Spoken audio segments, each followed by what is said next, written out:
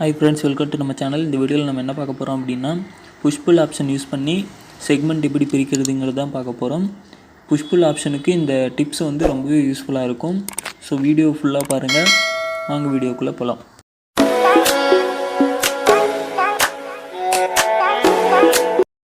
Okay, first ஒரு ரெக்டாங்கிளை draw பண்ணிக்கலாம். Draw பண்ணிவிட்டு நம்ம எப்பயும் புஷ்புல் ஆப்ஷன் யூஸ் பண்ணுற மாதிரியே அதை புல் பண்ணிக்கோங்க.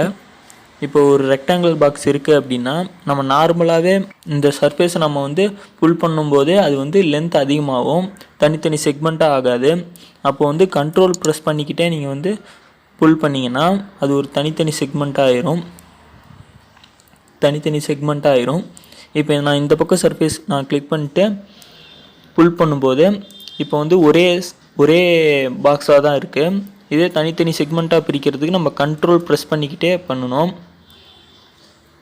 இப்போ நம்ம கண்ட்ரோல் ப்ரெஸ் பண்ணிவிட்டு பண்ணும்போது இப்போ ரெண்டு பாக்ஸ் ஆயிடுச்சு. அதே மாதிரி ஒரு சர்ஃபேஸை கிளிக் பண்ணிட்டு நம்ம புல் பண்ணும்போதோ புஷ் பண்ணும்போதோ ஒரு தடவை நம்ம கண்ட்ரோல் கிளிக் பண்ணிட்டோம்னா தனித்தனி செக்மெண்ட்டாக ஆயிரும்.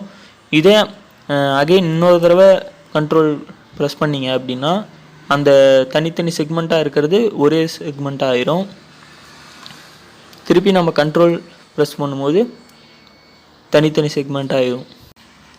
செக்மெண்ட்டாக ஆக்கணும் அப்படின்னா நம்ம புஷ்புல் ஆப்ஷன் கிளிக் பண்ணிட்டு கண்ட்ரோலை ப்ரெஸ் பண்ணால் நமக்கு வந்து தனித்தனி செக்மெண்ட்டாக ஆயிரும்.